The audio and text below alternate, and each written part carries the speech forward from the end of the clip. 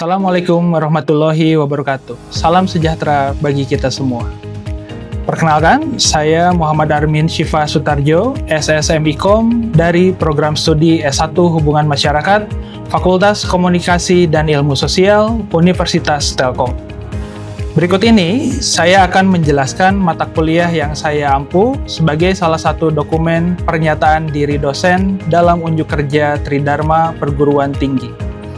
Bidang pengajaran yaitu mata kuliah Audit Hubungan Masyarakat Digital dengan kode EBK2YAB3. Mata kuliah ini diperuntukkan bagi mahasiswa di semester 4 dengan bobot SKS sebanyak 3. Mata kuliah ini mencakup pengertian, jenis, tahapan, proses, dan juga teknik audit humas yang berfokus pada audit kanal digital, reputasi daring, dan kinerja komunikasi organisasi. Mata kuliah ini merupakan mata kuliah khas Prodi Kehumasan. Mata kuliah ini mengkombinasikan antara area teoritis dan juga praktis. Di akhir masa perkuliahan, di pertemuan ke-16, mahasiswa akan terjun langsung ke lapangan untuk melakukan kegiatan atau praktek audit PR digital terkait website dan media sosial suatu brand atau perusahaan secara berkelompok, secara real. Adapun PLO yang melekat pada mata kuliah ini adalah PLO nomor 2, yaitu mampu menunjukkan kinerja mandiri, bermutu, terukur, dan mengidentifikasi bidang keilmuan dalam memberikan kontribusi kepada masyarakat luas.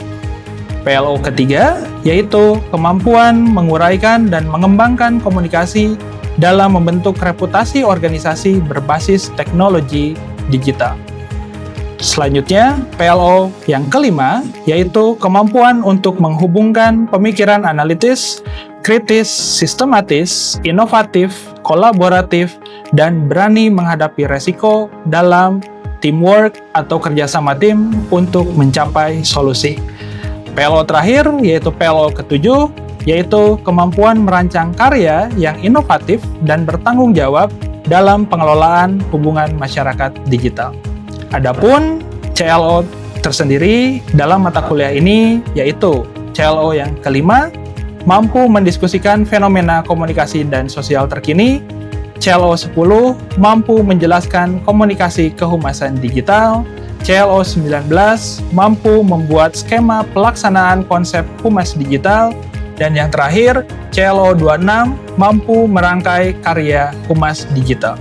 Kegiatan pembelajaran mata kuliah ini dilaksanakan dengan pendekatan learner-centered learning, kolaboratif dan partisipatif, dan juga pembelajaran bauran atau blended learning. Metode pembelajaran yang digunakan adalah pemaparan materi atau ceramah, pembelajaran kolaboratif, diskusi kelompok, pembelajaran kooperatif, pembelajaran berbasis proyek, serta peer learning. Sistem penilaian sendiri dilakukan melalui 3 asesmen. Yang pertama, penilaian kognitif dilakukan melalui kuis dan analisis performa website suatu perusahaan dengan bobot 30%. Yang kedua, aktivitas partisipatif dilakukan melalui kegiatan presentasi dan diskusi studi kasus dengan bobot sebesar 20%. Lalu yang ketiga, proyek yang dilakukan secara berkelompok dengan melakukan praktek audit dan menulis laporannya dengan bobot 50%. Berikut ini adalah video rekaman pengajaran mata kuliah Audit Hubungan Masyarakat Digital dalam salah satu kelas.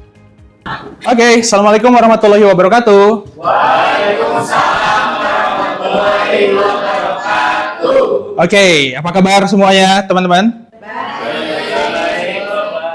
Jam segini memang jam-jam rawan ya, tapi mudah-mudahan dengan materi audit tetap semuanya teman-teman bisa fresh kembali ya, karena nanti siap-siap semuanya akan dapat giliran untuk ditunjuk. Oke? Menyenangkan kan? Oke, ketawa korporat ya.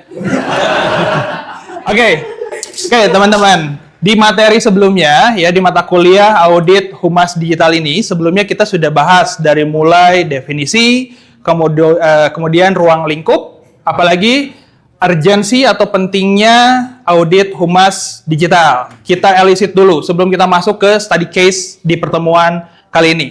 Saya mau tanya dulu, yang pertama, audit itu apa? Secara mendasar audit itu apa? Boleh? Silakan, siapa yang mau menjawab? Yes, Rolop, gimana? Audit itu proses evaluasi kinerja atau program organisasi ataupun perusahaan pada periode tertentu, Sir. Periode tertentu. Good. Pertanyaan berikutnya, kapan biasanya audit itu dilakukan? Yes, Almira?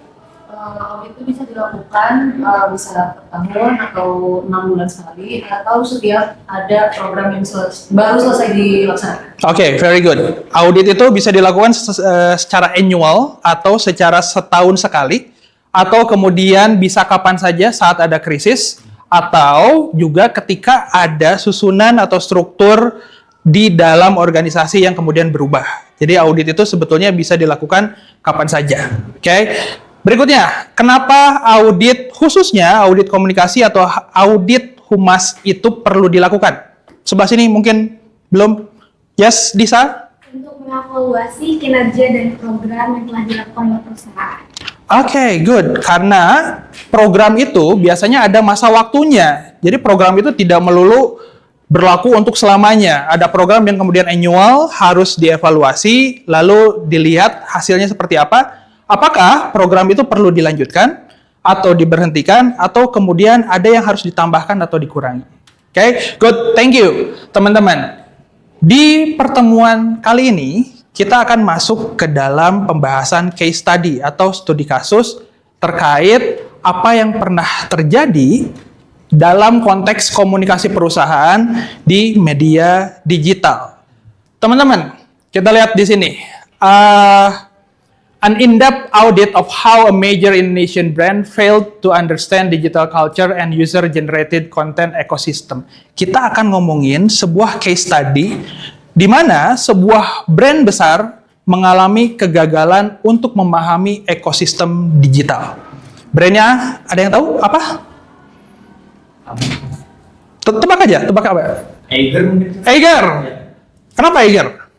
Karena di tahun 2021 kalau nggak salah itu kan sempat terjadi krisis yang mengakibatkan dari salah satu influencer yang mereview produk dari Eiger, namun imbasnya adalah itu membuat orang-orang di luar sana itu tidak sepakat dengan Eiger itu sendiri, baik itu produknya, kualitasnya dan sebagainya, dan akhirnya itu berimpact kepada pasar tersebut lah, kurang lebih seperti itu.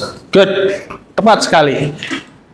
Kita akan membahas tentang krisis yang pernah dialami oleh Eiger. Tepatnya betul pada tahun 2021.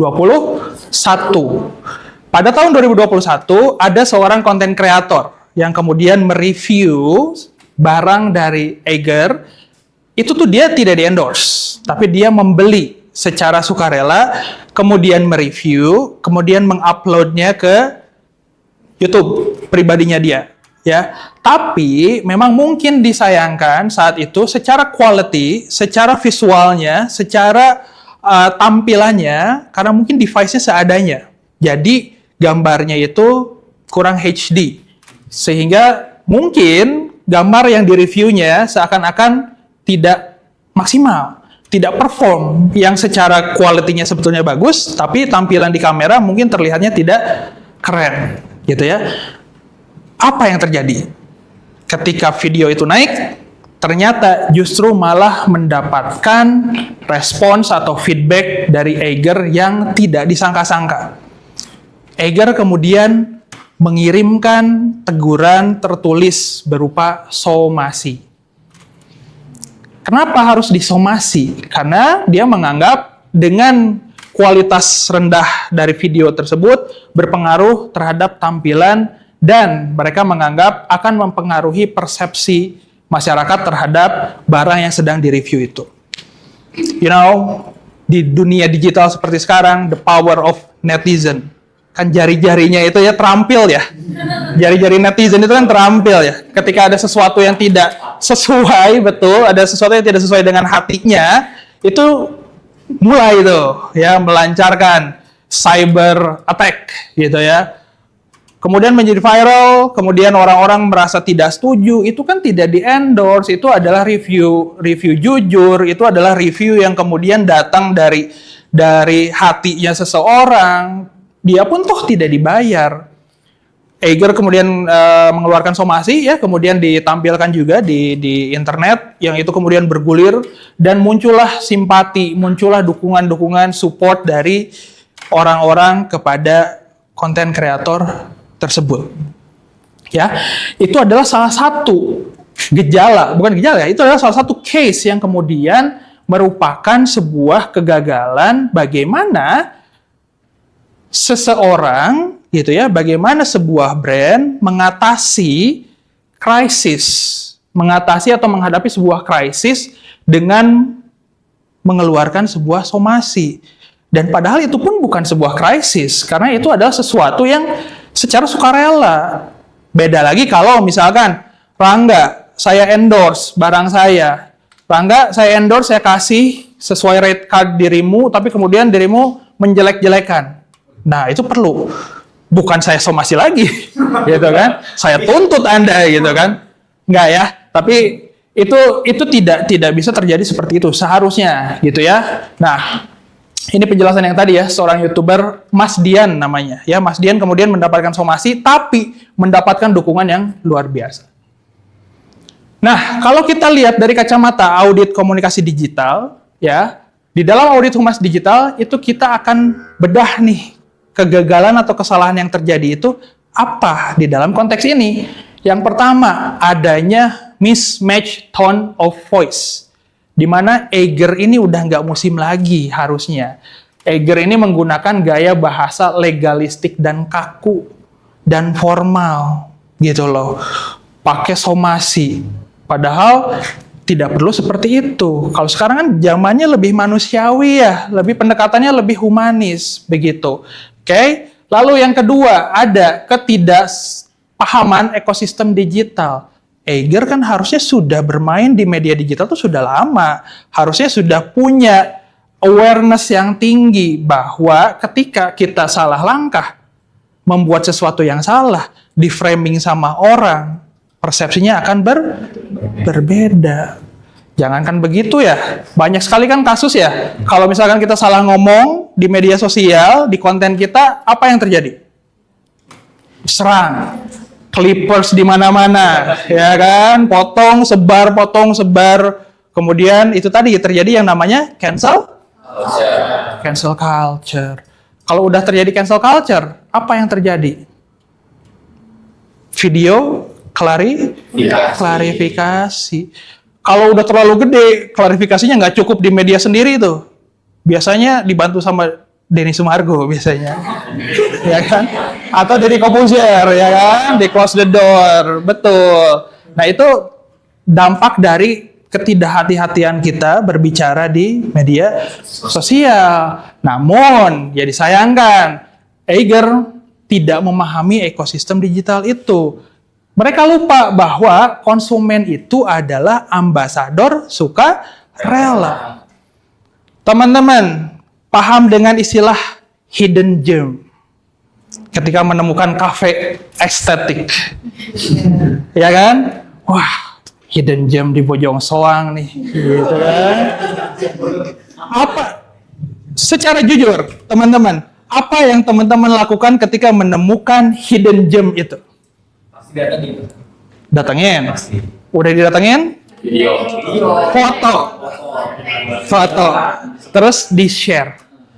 Kafe itu bayar nggak ke kalian? Enggak. Kalian udah nggak dibayar, malah kalian yang bayar, terus kalian promosi, terus viral. Yang untung kafenya. Nah, itu yang kita sebut sebagai ambasador sukarela. Sebuah brand harus memahami itu, di mana audiens itu adalah aset, gitu loh. Makanya service excellence harus nomor 1. Makanya ketika terjadi sesuatu, adanya krisis, cara penanggulangannya bukan secara bahasa legal dengan mensomasi segala macam, tapi pendekatannya humanis, gitu loh. Ya. Kemudian adanya lag response, keterlambatan respon. Nah, teman-teman, krisis yang terjadi, apalagi di dunia maya, di dunia digital, itu bagaikan bola salju. Semakin terlambat kita merespons, maka akan terus bergulir dan semakin liar. Pernah mengalami itu? Mendengarkan desas-desus yang kemudian, ini bilangnya begini, ini bilangnya begini, ini bilangnya, wah ini sudah hilangnya sudah berbulan-bulan orang ini. Padahal menurut dia, enggak kok, minggu lalu masih ada ke kampus gitu. Semakin bola liar itu bergulir, semakin orang seneng ngasih bumbu. Karena pada dasarnya orang itu seneng bercerita. Pernah mengalami dong? Dalam satu tongkrongan, pasti ada satu orang yang selalu memecah keheningan dengan satu frase. Tahu nggak? Nah, ketika sudah ada yang begitu, itu otomatis nggak perlu ditarikin orang-orang. Ketika kita bilang tahu nggak, itu langsung tuh, ya kan? Berapa, gitu kan? Sebenarnya, waduh, si ini. Dan ada lagi frase yang berikutnya. Ini antara kita aja ya. Dan percayalah, kalian akan melakukan hal yang sama ke circle yang lain. Ini jangan sampai ke yang lain ya, ini antara kita aja ya. Ternyata antara kitanya aja tuh udah ke 100 kalinya tuh begitu tuh. Jadi antara warga negara Indonesia aja ya, gitu kan. Semuanya akhirnya tahu gitu ya. Nah, hati-hati dengan yang namanya lag response. Karena semakin lama dibiarkan, itu akan kemudian menjadi bola liar. Kalau sudah liar, kita nggak bisa mengendalikan. Ya. Berikutnya. Nah, kita lihat sekali lagi dari kacamata digital audit ya. Secara impact-nya. Ketika dilakukan analisis sudah jelas kalau yang namanya krisis pasti kita lakukan yang namanya sentiment analysis. Kita lihat sudah sejauh mana isu ini berkembang. Ada 3, ada negatif, ada netral, ada positif. Ya namanya ya kalau yang berupa krisis mah biasanya ya negatif, biasanya akan jomplang. Kalau yang netral biasanya yang bodoh amat gitu ya. Yang positif agak jarang nih menemukan netizen yang positif. Bener nggak? Biasanya ikut ramainya aja gitu loh. Oke? Akan ada lonjakan drastis sentimen negatif di Twitter ataupun di media sosial lainnya. Yaitu tadi, terutama di X ya, akan muncul hashtag. Boykot, boykot Rangga misalkan. Contoh ya. Nah, itu kan teman-teman percaya nggak the power of hashtag? Percaya banget ya. Dan bahkan the power of hashtag itu bisa lebih jauh impact-nya. Kita kenal yang namanya Arab Spring. Tahu Arab Spring? Arab Spring itu adalah gerakan revolusi di negara-negara Arab yang diawali oleh satu hashtag di Twitter. Ketika Libya jatuh, ketika Egypt atau Mesir hampir jatuh, itu pergerakannya lewat Twitter saat itu. Jadi tangan-tangan terampil ini tuh ternyata sepowerful itu ya. Jadi hati-hati menggunakan keterampilan itu. Karena setelah itu muncul istilah armchair activist. Jadi aktivis itu nggak melulu yang terjun ke lapangan. Tapi yang kemudian terampil menggerakkan lewat media sosial, itu kita kenal sebagai armchair activist. Aktivis dari belakang meja gitu loh. Oke? Kemudian ketika citra atau sentimennya negatif, tentu berpengaruh ke dalam brand equity atau citranya yang sudah dibangun bertahun-tahun. Eiger itu kualitasnya bagus, materialnya bagus, tapi kemudian rusak, gitu loh. Nah itu yang perlu diperhatikan bahwa ya. Impact-nya itu ternyata sedahsyat itu. Ya.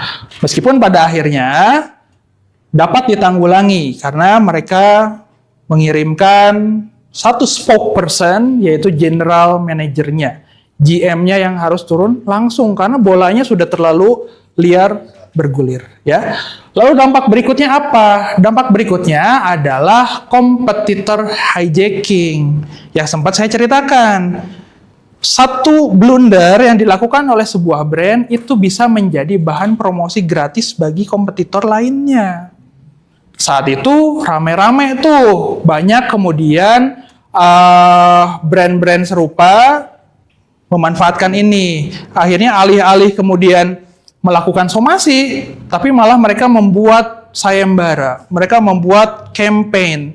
Ayo silakan review produk kami sebebas-bebasnya, bahkan dijadiin lomba, nanti yang bagus akan dapat reward. Nah itu kan menjadi sebuah promosi gratis ya, dan itu sah-sah saja. Oke. Berikutnya, oke. Nah teman-teman, kita lihat di sini ada 3 fase. Kita mulai dari permasalahannya tadi sudah dijelaskan panjang lebar ya. Di mana Eiger itu pada awalnya hanya fokus pada kualitas teknik videonya saja, pencahayaannya yang kurang, yang kemudian itu yang dikritisi, oke? Dan pada saat itu mereka gagal untuk mengevaluasi outtake atau apa yang difikirkan oleh audiens. Mereka hanya fokus pada hal-hal teknis, tapi mereka lupa pada digital culture yang tadi, gitu ya. Nah, apa yang bisa kita lakukan sebagai saran ya untuk mengantisipasi atau melihat case ini? Kita lihat, audit digital PR itu harus menggunakan integrated evaluation framework. Jadi nggak bisa pakai satu pendekatan. Kita harus lihat dari berbagai macam sisi. Oke, sebelum mengirim surat keberatan, tim harus melakukan pretesting atau simulasi. Gimana kalau surat ini bocor ke publik? Dampaknya apa? Apa yang harus kita lakukan? Seharusnya itu yang disiapkan, gitu ya. Perbaikan, gunakanlah alat social listening untuk memantau sentimen secara real time guna menangkap sinyal krisis. Nah, kalau di era modern seperti sekarang, yang namanya social media listening, ya, itu sudah sangat common. Dan itu bekerjanya hampir 24 jam. Seperti di kita, di Telkom University, kita punya timnya. Kita ingin mengetahui, sekarang nih Telyu posisinya lagi di mana? Orang-orang ngomongin Telyu, positifkah atau negatif? Apalagi kita mau PKKMB, ya kan? Orang-orang nih mengenal Telyu-nya seperti apa sekarang? Seperti itu. Eiger, setelah kasus itu dilihat, oke, positioning-nya ada di mana? Oh, sementara masih negatif. Rancanglah sebuah strategi agar image-nya kembali menjadi positif. Begitu, teman-teman. So, itu hanya satu contoh kasus yang real yang ada di kehidupan nyata kita. Minggu depan, teman-teman, kita akan bagi menjadi beberapa kelompok, ya, di mana teman-teman nanti harus menyajikan satu study case, ya, diskusikan, kemudian menurut teman-teman analisis kegagalannya seperti apa, lalu saran teman-teman dari kacamata audit humas digital seperti apa seharusnya. Ada yang mau ditanyakan? Cukup jelas? Oke, that's good. Jadi kita akan lanjut lagi minggu depan untuk membahas case study yang lain. Kalau bisa yang fresh ya, yang baru-baru terjadi, sehingga kita bisa belajar secara praktikal di lapangan yang namanya audit itu, khususnya audit digital itu seperti apa. Oke, kalau tidak ada lagi pertanyaan, that's it dari saya. Terima kasih banyak. Kita ketemu lagi minggu depan, insya Allah. Assalamualaikum warahmatullahi wabarakatuh. Terima kasih telah menyimak video rekaman pengajaran ini. Wassalamualaikum warahmatullahi wabarakatuh.